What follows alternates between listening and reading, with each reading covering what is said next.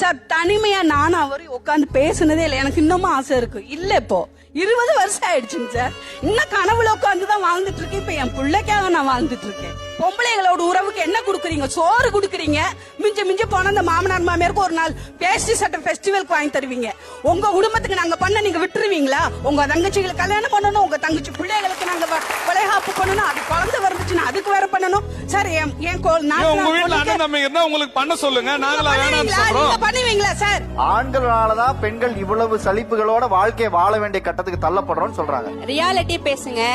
மாமனார் மாமியார மதிக்கிறீங்க, மதிக்கிற உங்களுக்கு நான் தலை வணங்குறேன். எத்தனை பேர் மாமனார் மாமியார் போட்டோ வீட்டுல வச்சிருக்கீங்க? சீனுக்காக சொல்லக்கூடாது. நாங்களாம் 80 கிட்ஸ். கொஞ்சம் யோசிச்சு பாருங்க. இவங்க 12வது படிச்சாங்கிறாங்க, நான் வேற 5வது. எவ்வளவு கனவோட எவ்வளவு நனவோட ஒருத்தனை கல்யாணம் பண்ணிருப்போம். ஒரு பூ வாங்குறதுக்கு அவங்ககிட்ட கேக்குறோம்னா அப்புறம் அவன் என்ன சாரிங்க, அவன் எதுக்கு எங்களுக்கு ஆம்பளையா?